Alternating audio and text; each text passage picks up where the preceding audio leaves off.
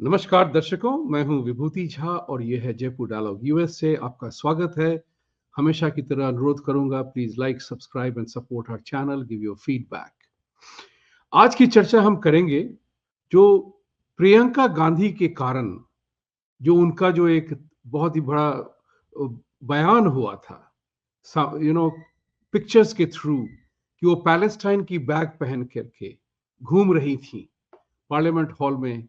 और उन्होंने दो बातें कही। एक तो कहा कि पैलेस्टीन के अधिकार के बारे में शांति दूत बने हुए बैठे हैं, और दूसरा है राहुल गांधी।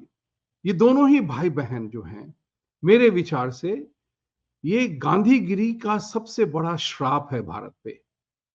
हम सबों को ये इतिहास पता है कि किस तरह से मोहनदास करमचंद गांधी ने खेल करके खेल करके जवाहरलाल नेहरू को प्रधानमंत्री बनाया। ये सबको पता है किस तरह से सरदार पटेल की जीत को उन्होंने हार में परिवर्तित किया अपनी अनशन की वजह से। नेहरू बने प्रधानमंत्री, उसके बाद का इतिहास आपको सब पता है। किस तरह से उसके बाद 25 साल तक 5 एजुकेशन मिनिस्टर मुस्लिम रहे, उसमें से कुछ लोग मदरसा के टीचर्स भी थे, मदरसा एजुकेटेड थे। उन्होंने भारतीय इतिहास को, हिंदू धर्म को बिल्कुल दबा के रखा। जवाहरलाल नेहरू ने, उनके बिना कुछ नहीं हो रहा था। वो शहंशाह थे। वो शहंशाह इसलिए थे कि गांधीगिरी के कारण ट्रांसफर ऑफ पावर की जो डॉक्यूमेंट हुई थी, हम सब इस बात पे जयपुर डायलॉग में बहुत चर्चा कर चुके हैं कि भारत को कभी स्वाधीनता नहीं मिली ब्रिटिश रूल से। वो एक ट्रांसफर ऑफ पावर था कांग्रेस पार्टी को बाय द ब्रिटिश गवर्नमेंट। इन्होंने अपने भारत को हमेशा अपनी जमींदारी समझी है।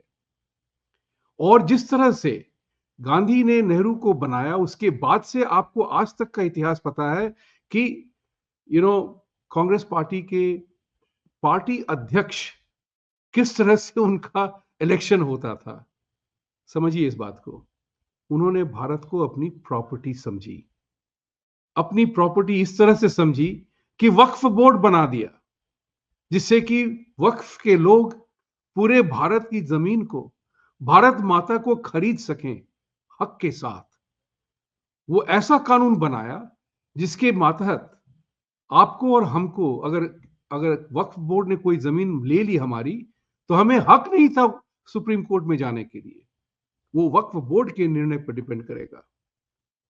तो जिस तरह से इन लोगों ने किया है सारा मामला, बड़ी ही शर्मनाक बात है कि आज भी मैं इस बात को कहता हूं कि ये जो कांग्रेस पार्टी, गांधी फैमिली, भारत के लिए बहुत बड़ा, भारत के लिए और हिंदुओं के लिए, सारे वर्ग विशेष लोगों के लिए, सबके लिए एक श्राप बन के रह गया। क्या गलती की थी भारत माता ने और हम लोगों ने, मुझे पता नहीं है। हमें किस सजा की, हमें किस बात की सजा मिल रही है, ये मुझे पता नहीं है।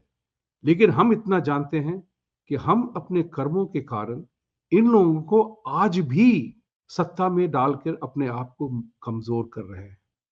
अब आप ये सोचिए, मोदी जी ने जो बयान दिया था, उनके जो 11 पॉइंट्स थे पार्लियामेंट में, अभी हाल के स्पीच में उन्होंने जवाब बताया था, उसमें उसमें प्रियंका का क्या कमेंट था?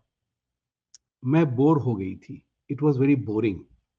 अब आप समझिए इस बात को कि भारत की जनता ने इन दोनों भाई बहन को सत्ता में, पार्लियामेंट में डाल करके हमें 5 साल तक फिर इनकी बेहूदगी को सहना पड़ेगा।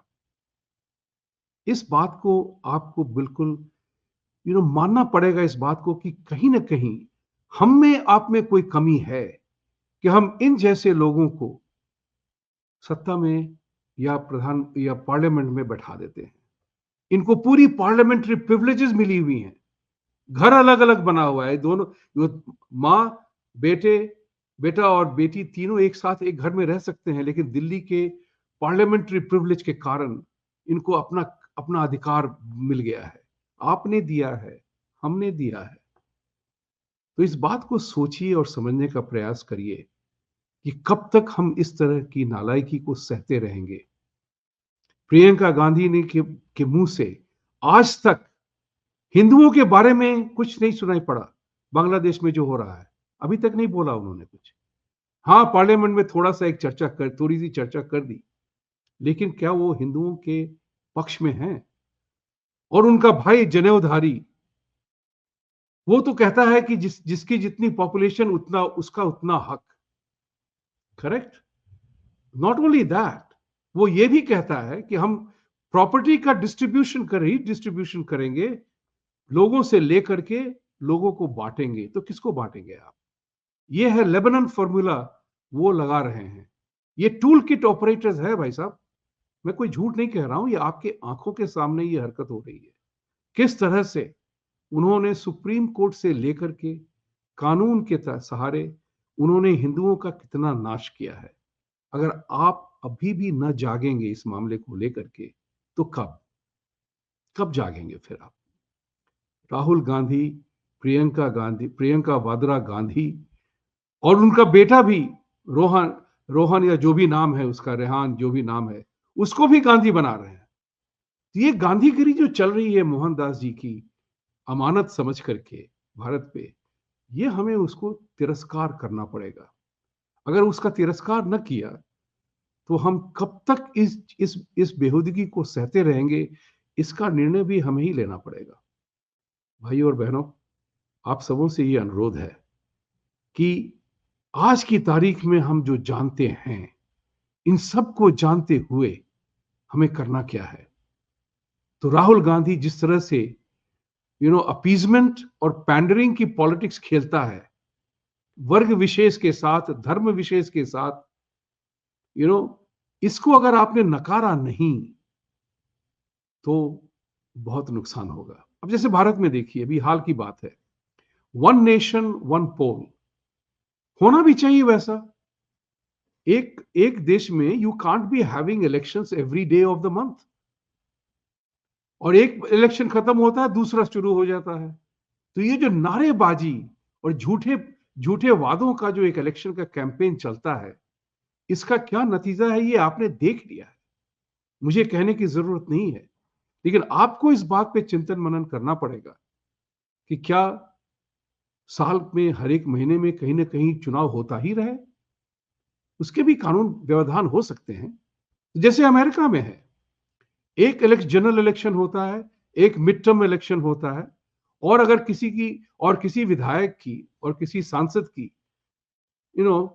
असमय में अगर उसकी मौत हो जाती है, तो उस स्टेट का गवर्नर किसी को अपॉइंट करता है, नॉर्मली उसी पार्टी का होता है नॉर्मली। वैसे अगर कैलिफोर्निया का लें या न्यूयॉर्क का लें, तो यहाँ की इतने बहुमत है यहाँ पे डेमोक्रेटिक पार्टी की, कि अगर रिपब्लिकन की मौत होती है तो वो अपने डेमोक्रेट डाल देते हैं, उनका विरोध नहीं कर सकते यहाँ पे। तो लेकिन एक प्रावधान है कि बाई इलेक्शन होने की जरूरत नहीं है। उसमें एक और भी चक्कर होता है कि जो आदमी बनता है उसको जो है दिवंगत आत्मा की, जो सांसद होते हैं, दिवंगत आत्मा का बचा हुआ टर्म ही सर्व करना पड़ता है। तो जैसे अभी यहाँ पे न्यूयॉर्क में हुआ था, एक सांसद थे जिनको करप्शन के चार्ज पे, झूठे फरेब के चार्ज पे डिसमिस किया गया था। जब डिसमिस हो गए तो उनके टर्म की 1 साल ही बची थी। उसका उसका इलेक्शन हुआ, क्योंकि एक समय के कारण उसको गवर्नर नॉमिनेट नहीं कर सकते थे, तो उसका बाय इलेक्शन हुआ, लेकिन छोटे टर्म के लिए हुआ। और जो जो जीते उनको ओनली रिमेनिंग टर्म सर्व करना पड़ा। तो उसमें भी वो हो गया कि आप उसको कोइंसाइड कर देते हैं कि रिमेनिंग टर्म सर्व होगा, तो उसके बाद से आप नया इलेक्शन जो है वो समय पे संवैधानिक तरह से उसी समय में होगा। तो this is what is important for Bharat to know. Otherwise क्या होता है कि हर एक बार आप वादों पे इलेक्शन के कारण आपकी जो है एफिशिएंसी और इफेक्टिवनेस गवर्नेंस की कम हो जाती है, क्योंकि राजनीति का राजनीति का वो बिल्कुल एक मजा हुआ, क्या कहते हैं, सिस्टम है कि इलेक्शन में लोग वादे करते हैं। अब उस इलेक्शन के कारण मैं ये नहीं कर सकता हूं, इसमें व्यवधान आता है। तो इसका जो है बहुत जरूरी है। और इसको विरोधी लोग क्या कह रहे हैं कि ये संविधान असंवैधानिक है। भैया, संविधान का कौन सा प्रोविजन है जिसमें कहता है कि आप एक एक देश में 50 इलेक्शन हो जाए, जब मर्जी तब इलेक्शन हो जाए, जहां देखो वहां इलेक्शन हो जाए, और नया और बाईपोल होता है तो वो उसका अपना 5 साल का होता है। नहीं, उसको रेगुलराइज करिए। हम सीखते हैं तभी हैं जब हम उस सीख से कुछ नया परिवर्तन लाएं। लकीर के फकीर बनने की जरूरत नहीं है। तो ये जो है एक गांधीगिरी का जो मामला है, जो हम सब जानते हैं इस बात को, राहुल गांधी और प्रियंका गांधी वाड्रा, इन लोगों को आप सत्ता में, पावर में फिर दोबारा न डालें, क्योंकि कांग्रेस पार्टी ने जिस तरह से देश का सर्वनाश करने का जो बीड़ा उठाया हुआ है, इसको सिर्फ आप और हम हरा सकते हैं। इसी बात के साथ आज मैं चर्चा यहां बंद करूंगा। अपने श्राप को अपने आप धो डालिए। सत्यमेव जयते।